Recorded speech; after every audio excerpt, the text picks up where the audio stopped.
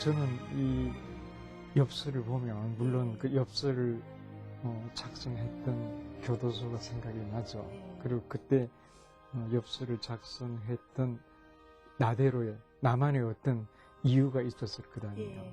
그래서 그걸 다시 생각하게 되는데 제가 꼼꼼하게 이렇게 엽서에다가 글씨를 쓴 이유는 뭔가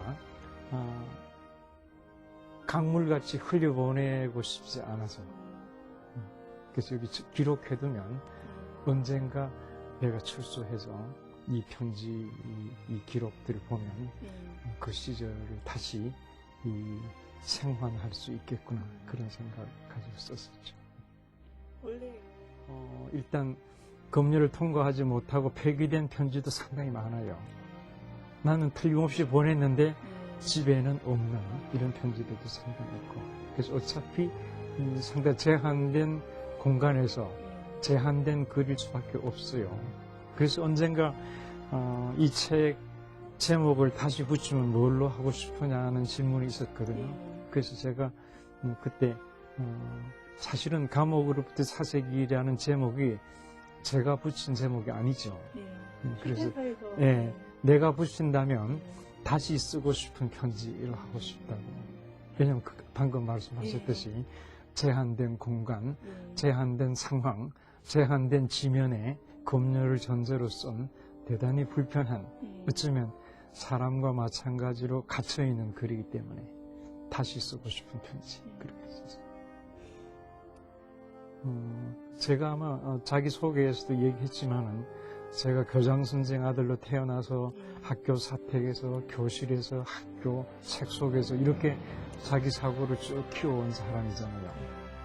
그래서 이러한 창백한 관념적인 그런 지식이니 그런 관념성들이 하나하나 깨트려져 나가는 어떤 진정한 새로운 어떤 알미라든가 이런 것들을, 사회에 대한 인식이라든가 이런 것들을 가질 수 있는 기간, 그런 기간이었지 않나 생각하죠. 그렇습니다. 대부분의 사람들이 자기를 비극의 한가운데 놓기를 좋아해요. 자기 인생이 특별하게 힘들다고 생각하게 되고요. 저도 마찬가지로 무기징역이라는 것이 부당하다고 생각하고 감옥이라는 그런 상황이 몹시 힘들었었는데 언젠가 어느 날 한번 이런 경험을 하게 돼요. 교도소에는 참 많은 무기수들이 있습니다. 저처럼 사상범이나 시국사범이 아닌 일반 형사범으로 무기 살고 있는 사람들이 참 많은데, 이 사람들의 인생도 따지고 보면 어쩔 수 없는 그러한 운명이라고 생각해요.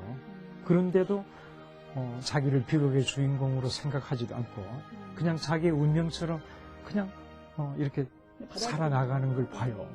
그래서 반성을 하게 되죠. 내가 특별하게 저 사람들보다 더 괴로워해야 할 권리가 나한테 없다는 그런 생각을 하게 돼요. 아마 그게 제가 그 어려운 상황을 견딜 수 있었던 가장 중요한 어떤 정서적인 그런 이 분위기였지 않는가, 그런 생각을 갖죠. 그걸 사실은 제가 사형을 받고 있는 기간 동안에 휴지에 썼어요. 성구의 어린이들과의 만남이 이렇게 끝나는구나 하는 그런 어떤 안타까움 때문에 기록을 하기 시작했었어요. 그랬는데 제가 만났던 한 달에 한 번씩 만났던 가난한 어린이들과의 이야기를 적어놓은 거죠. 그래서 그걸 사형을 받고 있을 때 뭔가 내가 이렇게 다 하지 못하고 가는 일들 중에 하나, 그런 생각을 가졌죠. 제가 출소할 때는 역사상에 어느 누구도 못 해낸 그런 자기 성분의 개조를 했다는 자부심을 속으로 가지고 있었어요. 그래서 나로서는 굉장히 귀중한 시절이었다, 그런 자부심을 가지고 사실은 나왔었죠. 그런데 이제 20년 들어는 30년 만에 친구들을 만나면 그 친구들이 나를 보고 위로하려고 하는 말인지는 모르지만 하나도 안 변했다 그래요. 자기들은 이제 위로하려고 하지만 나로서는 대단한 어떤 전환, 자기 개조가 있었다는 자부심을 가지고 있는 나로서는 그런가 아주 당황하게 돼요. 그래서 제가 내린 결론은 내가 사실은 나 자신의 성분을 개조했다고 하는 것은 사실은 착각이라는 그런 반성을 해요. 사람이 자기 자신을 변화시키는 것을 자기 한 사람 개인적인 것을 단위로 해서는 불가능하다고 생각해요. 사실은 인간의 가장 근원적인 어떤 기쁨이나 아픔도 저는 자기 개인적 존재로부터 오는 게 아니라고 생각해요. 제가 징역살이에서 알잖아요. 징역이 가장 고통스러운 게 뭐냐?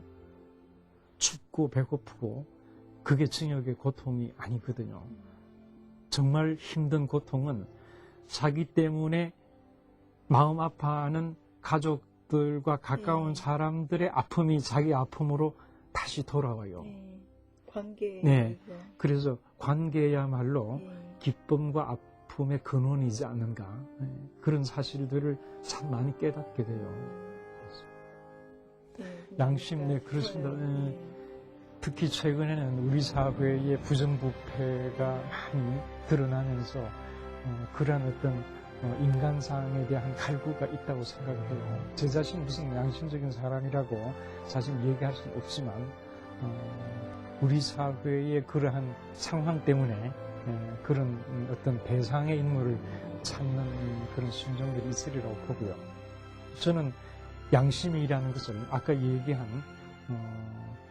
다른 사람들에 대한 배려, 존재론적인 사고가 아닌 관계론적인 사고를 갖는 사람이 양심적인 사람이라고 생각을 하죠. 저는 강물의 이미지를 자기 어떤 삶의 그런 정서로 가지고 있는 것 같아요. 낮은 곳으로 낮은 곳으로 가면서 결국은 큰 바다에 이르는, 그리고 바다는 모든 강물을 다 받아들이는, 그래서 이름이 바다인 그런 강물의 이미지를 많이 갖고 있다는 생각을 가지고 있습니다. 답변이 안 되겠지만 하여튼